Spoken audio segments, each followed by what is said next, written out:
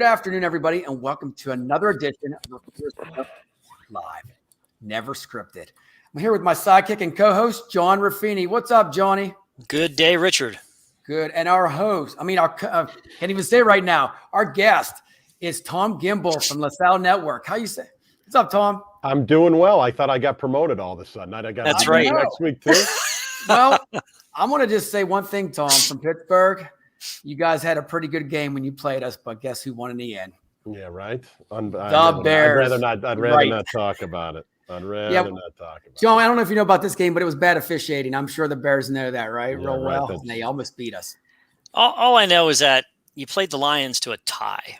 Yeah, right. So Pittsburgh's over. I know Detroit and Chicago stink, and Pittsburgh isn't much better. And my team is not that much better. You know, my allegiance is to my former upbringing hometown of the DC suburbs. So I'm a fan of the Washington football team. God. We had probably the highlight of our season this past week. So we're riding high for about a week, but we'll see what happens this Sunday. I think so. Exactly. Well, I got to throw this out there right now. Here's Tom's look at this, buddy. Wow, look at that. You guys are good on the graphics. I tell you what, man, look at you, like a celebrity superstar. Tom's been everywhere from CNBC and everywhere doing the job reports. But let's just deep dive into Tom. Tell everybody about yourself, man, a little bit. I mean, we got a lot of time here, buddy. So I am. I don't know where I rank on this panel, but I'm itching up in the age bracket. I'm 49 years old, Chicago born and raised, state college educated guy at the University of Colorado. And as I like to say, I started the company when it was still dial-up modems and before smartphones. So I started the company in 1998. This year we'll do over 100 million in revenue. We've got just under 300 employees. We're all white-collar professional doing temporary staffing, contract staffing, and then search. We're about 80%, 85% on the staffing side, 15 to 20% on the search side. Everything from technology and accounting to marketing and sales, recruiting, and a whole lot of stuff in between. We've been, is this the brag slide? Am I supposed to say the Absolutely. Stuff? Okay. Do it, brother. Brag it up. We've been a 12-time Inc. 5000 company. Pre-COVID, we'd grown every year since inception. Last year we dipped by 7.5%. This year we'll be growing our numbers will be over 45% up over last year. So we've rebounded nicely. And we've been very fortunate that while we've been growing, culture's kind of been my thing, as John and I have talked about over the years. And we've been recognized over 120 times as a best place to work and a good culture and that type of thing. So it's one of those things we take a lot of pride in. You've stood the test of time, Tom, in an industry that it's not easy to do so. And when you started back in 98, was it just you? Yeah, I haven't had any partners along the way. So it's been, what I've been fortunate enough is I've been able to get really good people and keep really good people. And it's one of those things that, my executive team averages just over 14 years with me. So wow. I got them pretty early on and trained a lot of them up and hired them out of college and we grew together. So, while I may be the owner of the company and the operating guy, the team is really what we've done and put people together in career development and coaching and external coaching, internal coaching, and really focusing on what keeps people here versus trying to be the flashy new shiny object kind of thing. I love that. And Tom, I got to ask you real quick, when did you start this? Right from the beginning, when you start building your staff, you felt like this work-life culture you got to have right off the bat? Yeah, I mean, my belief was, so I was in the industry for 2 years with another startup company, and we had great success and huge growth. But it's, I'm a firm believer that a lot of people think that growth equals a good culture, and it really doesn't. Growth hides a lot of problems. And so you have a lot of companies that'll get a big client and they'll go like this. And then a year or 2 years later, they dip, then they're up, and they dip, then they're up, and they dip. They hire a new person, they grow, they dip, new market. And my belief has always been much different than that. It's been, let's not sacrifice growth, or let's sacrifice growth for quality, and the result will be quality growth. And so there were years that we grew maybe 10% instead of other people were growing 25%. But the next year we grew by 10 to 20% again, and they dipped by 5%. And that consistent growth has allowed us to always have positive cash flow. We've never done a layoff. I've been through 3 recessions now. We've never laid off anybody during a recession, including COVID of last year. So it's those types of things of putting that forward. And I make no apologies. I mean, I'm a worker, and I'm a grinder, and I go a lot. And what I've done is get people who have those same beliefs, and to give them a quality of life as a result of getting good at something, not a quality of life as a competition against hiring other people who are trying to hire them. And my belief is people want to be challenged. And because the adrenaline rush of winning and success and learning and growing, that justifies the work. If you don't have that growth, then you wonder what the heck you're doing.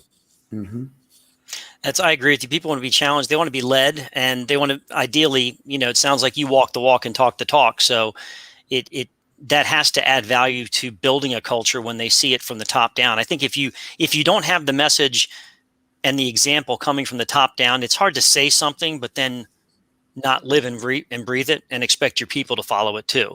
Yeah. I'm in Chicago. We live on Lake Michigan, right? And I'm not a boater.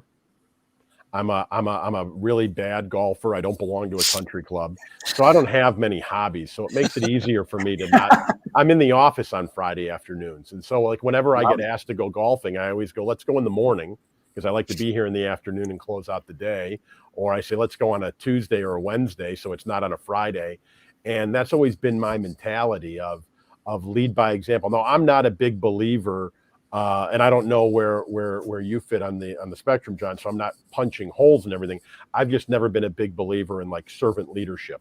And the reason I say that is because I don't want people to feel that they're servants to me, and I don't want them to think that I'm a servant to them. Right? My belief is we work side by side, teamwork, and that it's a team. And I'm a player coach in a lot of ways. And we, if it were me, I'd be a flat organization. Unfortunately, people want to see promotability. They want to see titles. They want to see those things.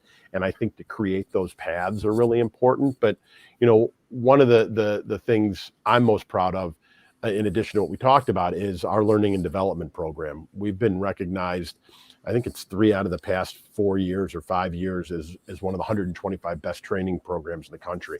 Wow. And Nice. So for me, it's continually trying to teach people and make it more of a learning type organization. Is that something you did from a homegrown effort, or did you partner with some outside organizations to get that going? Yeah, no, we did it homegrown. So when we started, probably in year 2 or year 3, after we broke the $1 million barrier in sales, and I figured we were going to make it, I put together my own training program and just broke it down. And you've heard me talk enough, John, that you can imagine what the style of this training was. It was very long and very thick, and it was very direct and a ton of analysis. I was going to say direct and to the point, I'm sure. Yeah, and very, very analogous in there. And as we've grown and we've hired different people in our learning and development program, and we hired a marketing department, they polished it up and made it look really good and made it much better than I ever could. And doing a lot of different stuff, because now it's not just about how do you sell, how do you recruit, how do you close. It's about systems usage. It's about managing to compliance stuff and all the things that as you evolve, where people's my belief is we all have insecurities, right? We have them personally, we have them professionally. And I have a lot of PTSD of when I graduated college, coming out of a recession in '94 and sitting in the lobbies of companies waiting to interview.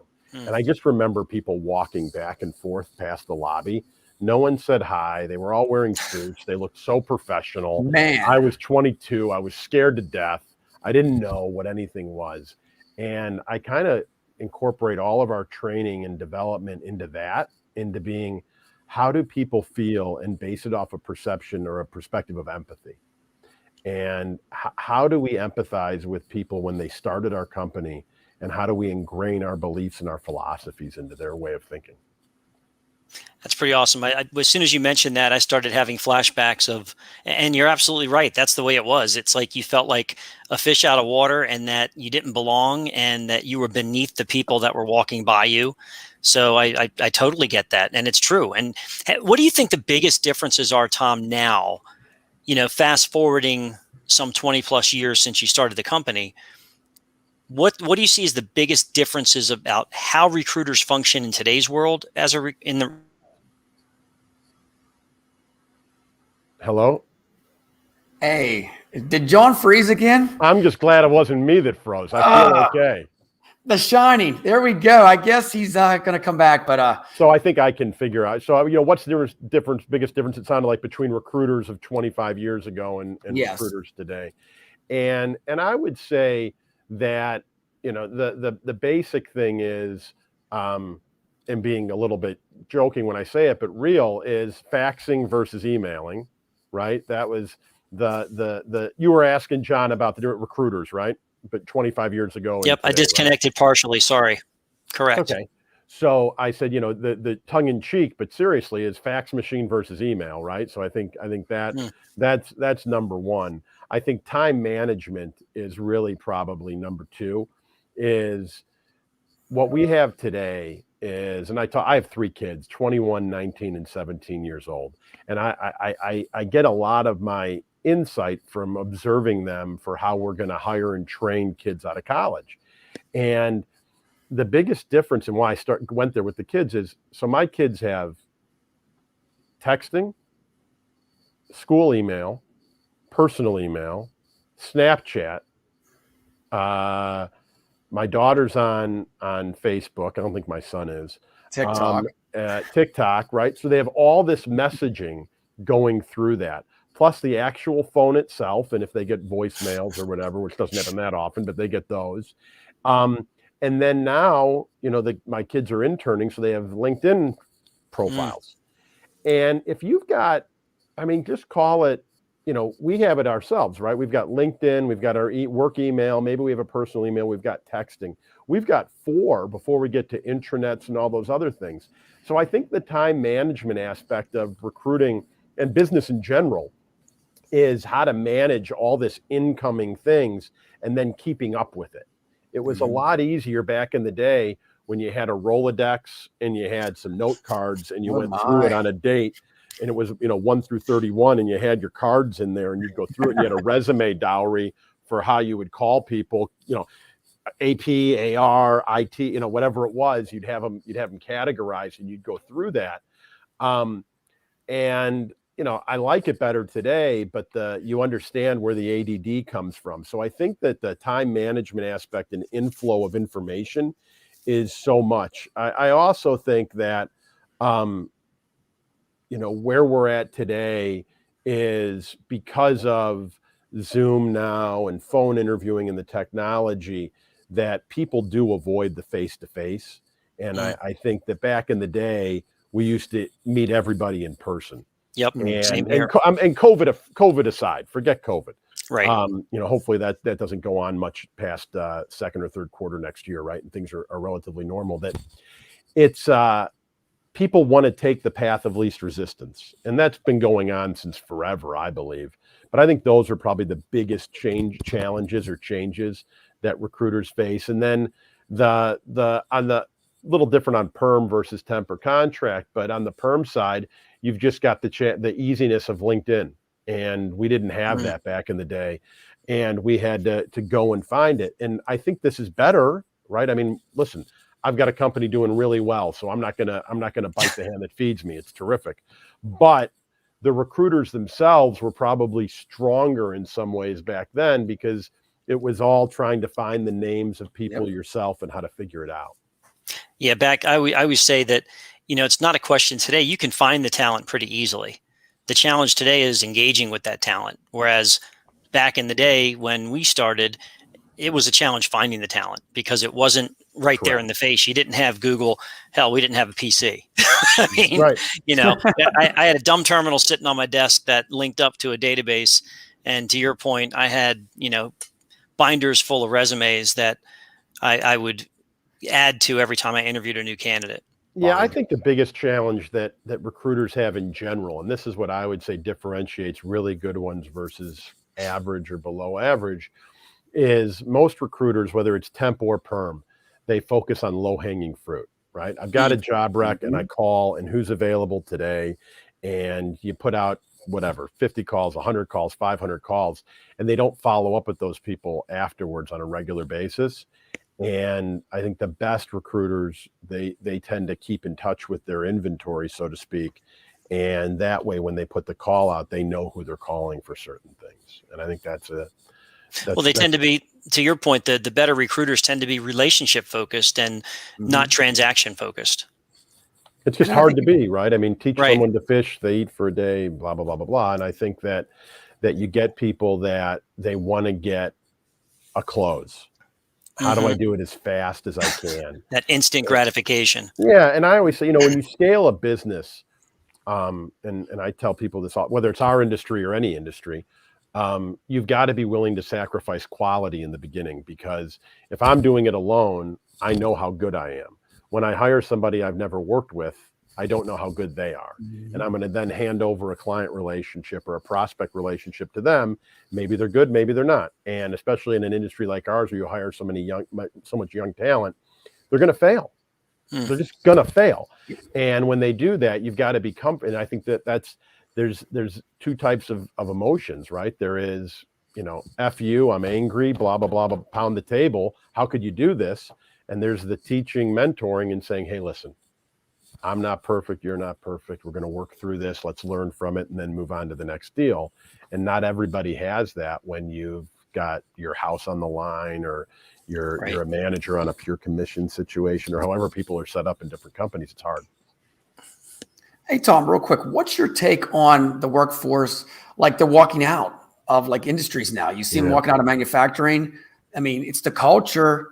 How do they change it? I know you've changed it with your company. What's the foretake with these other companies? They're trying to like throw money at it. It's not working. Money's not going to work. So I just think we're at a unique intersection in time, where we've got a global pandemic that scared the heck out of everybody, either financially or health-wise. And that's been going on for almost 2 years now. Then you've got the situation of, if you eliminated service industry like restaurants and hotels, I think we'd have the lowest unemployment rate in the history of America, if we eliminated that aspect of it. So you have employees being in such high demand because of low unemployment with COVID, and the situation. And then you have, coming off of last summer, and the social unrest where we're in, and then you compound that on, and I mean this genuinely, I'm not being coy.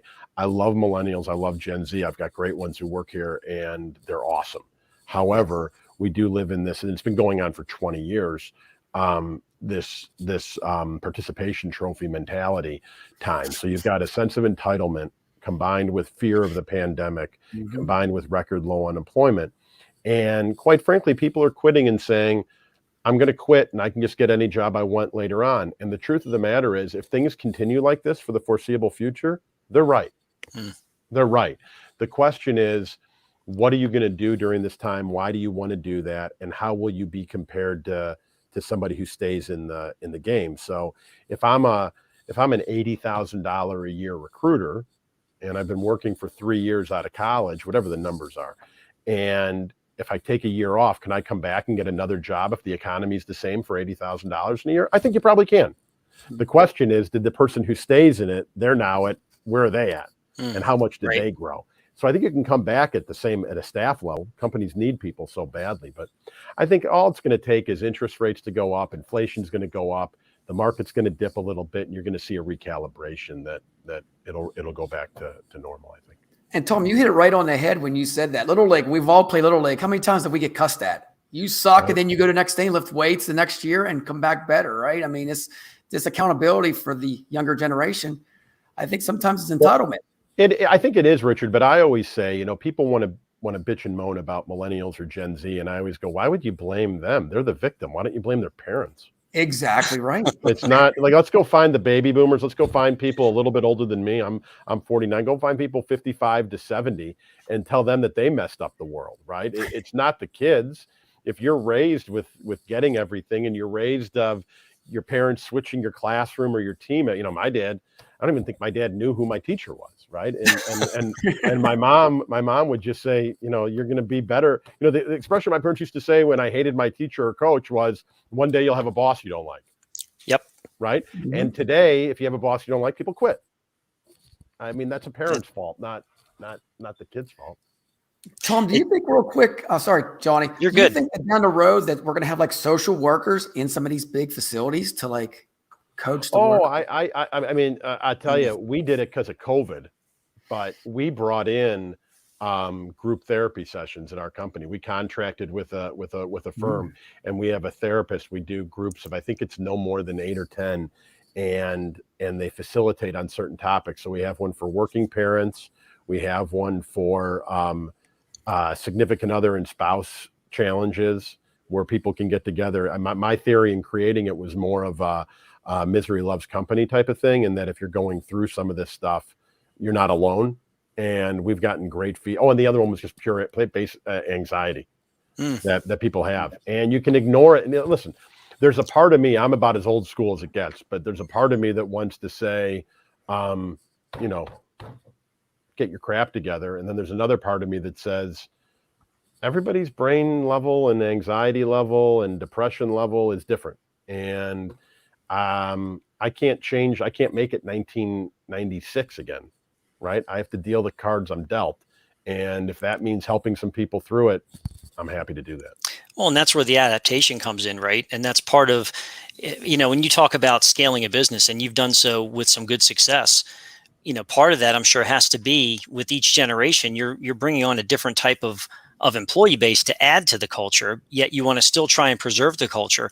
Do you find your culture evolving and adapting, not changing, but adapting to new generations as they come into the workforce, or do you stay firm? I think it changes. No, I'm a firm believer. Listen, we're now hybrid. We're Tuesday, Wednesday, Thursday in the office, Monday, Friday remote. And I don't know if that ever changes. And is it what I want? I'm in the office 5 days a week because I like being here. It's funny.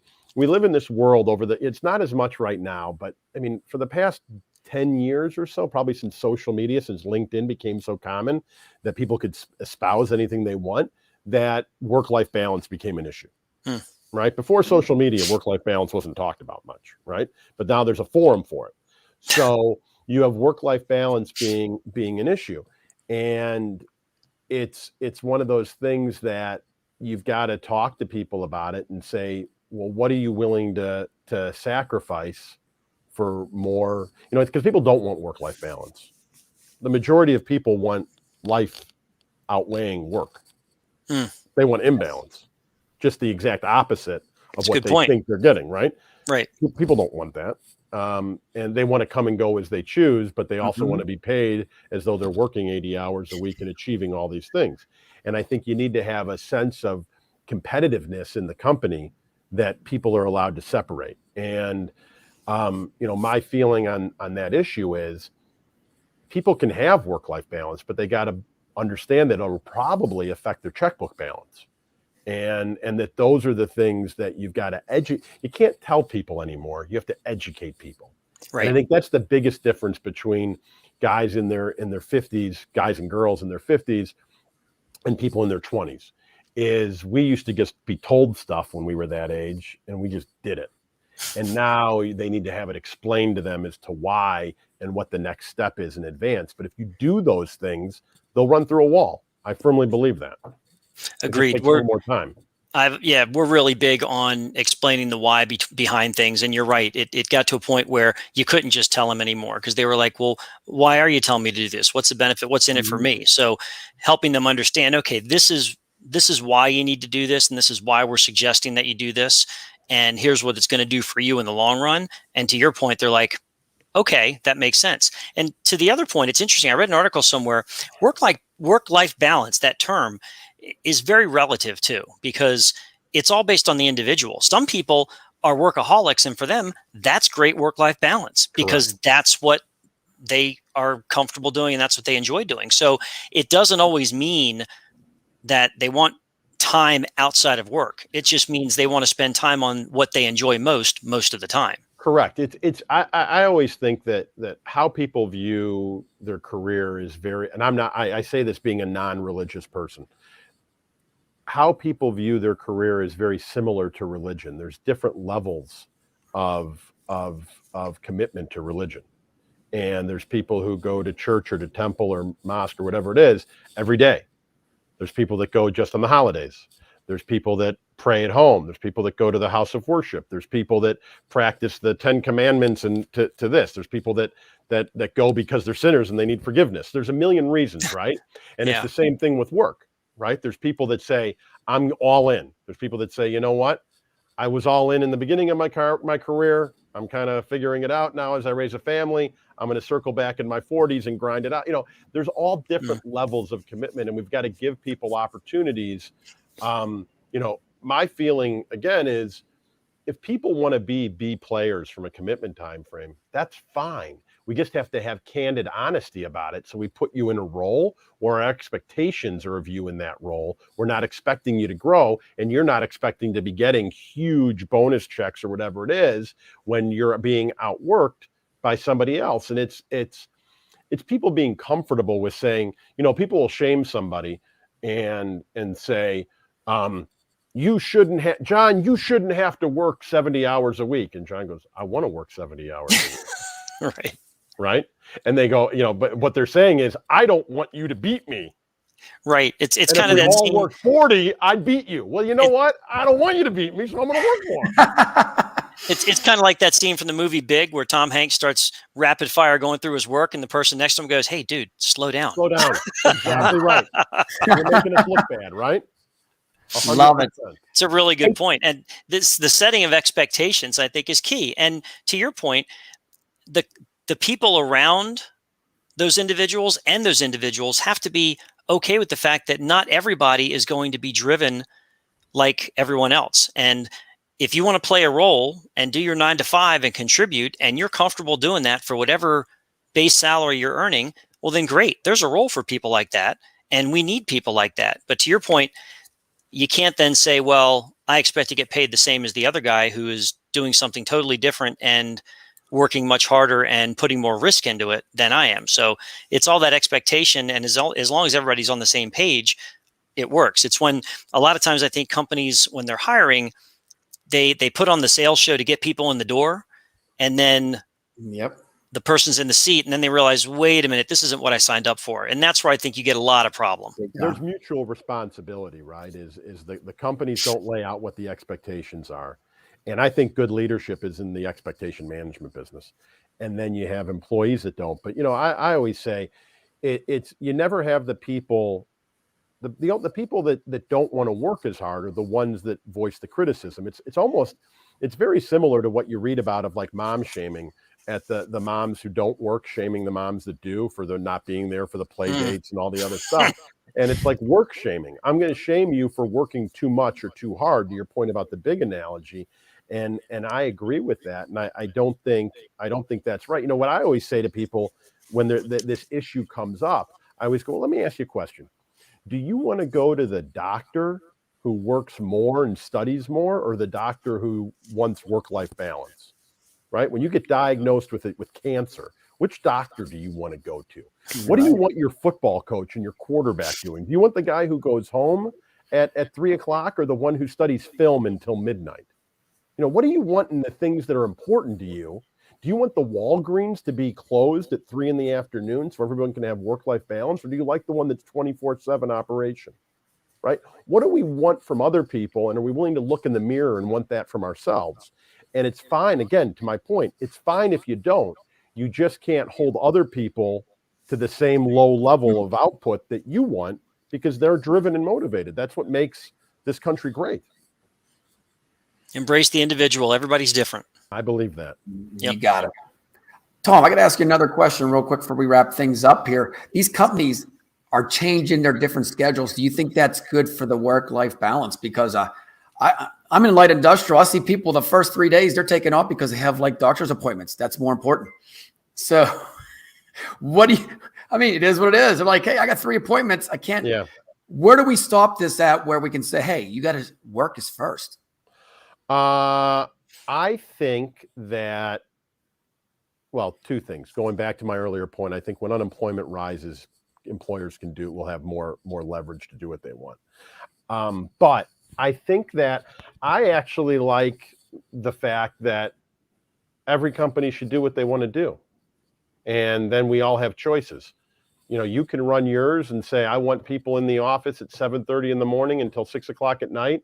And I can say, you can work from home. And John can say, you know what, we're doing a hybrid schedule. And there's different people that'll want different things based on where they live and how much money they want to make and where they want. And I think that's a good thing. I believe, my cliche phrase over the past 18 months or almost 2 years with COVID is, it's even the playing field. And what I mean by that is the CEO of Google and Facebook and Goldman Sachs and John Deere and LaSalle Network and what have you, none of us have ever been through a pandemic before. So how I manage it, you've got no advantage over me. It's a great point. And I've got no advantage over you. So I chose to not lay anybody off during COVID. I had peers that laid people off. Guess what? I was right. Right? It all bounced back. Business is great. I was a genius. Guess what? I made another mistake 2 weeks later that I'm an idiot. Right? And I think though, and now I'm going hybrid Tuesday, Wednesday, Thursday. Maybe I'm a genius. Maybe I'm a moron. We'll only know when we get to the end, but it's even the playing field that no one's been through it before. And I like that because I'm a state college guy and I didn't go to Harvard and I didn't go to Stanford and I'm not a mathematics wizard. I'm just trying to figure out what I think is right for people. And as John said earlier, people want to be led by somebody who's authentic and I believe that. Now, for my company, I wear my heart on my sleeve and I like my employees to wear their hearts on their sleeve. Other people say, I'm sick of it. I don't want to hear that they have anxiety. I don't want to know what their medication is. I don't want to know it, right? Richard's one of those guys, I think. Me, on the other hand, I say, tell me what your deepest problems are. We'll help you get through it, Well, and to your point, if I'm a person that wants that type of environment, correct, then I'm going to go work for LaSalle. If I don't, then I'm not. Exactly right. Gotta love all. Exactly. And I'm a big believer in freedom of choice, and I'm a big believer in you have to adapt and figure out what your path is. I'll tell you what, that was just a little bit of like a coach. Tom, are you coaching in the NFL anytime soon, man? That was like a Lombardi little speech there, wasn't it, John? I look big. I look like I could do it more than I actually could. People say, "Oh, I'm 6'5". John's seen me. I'm 6'5", about 250. I feel very short next to Tom. If I haven't eaten breakfast, I'm 250. I'm probably higher than that, and I haven't played sports since freshman year in high school. So I looks can be deceiving. Oh my! Hey Johnny, any final thoughts before we wrap things up here with our famous guy right now, Tom? This has been just awesome. I like any period of time that I can get talking to you, Tom, because I just love bouncing things off, and I appreciate all and respect all that you've done in the industry and all that you give to the industry. The things that stood out, I wrote down two things that I'm gonna take with me. I love that you said that leadership is in the expectation management business. I love that because I think all too often that will solve a lot of issues in companies if expectations are clearly communicated and then clearly enforced, if you will, and people held to task. Because I think if you have that at the top, it creates a culture of personal accountability within the employees. And if you don't have that, if you're saying one thing and doing the other and not really enforcing your expectations, then what do you have, right? You've got a lawless society. The other thing that I love that you said was sacrifice growth for quality and the result will be quality growth.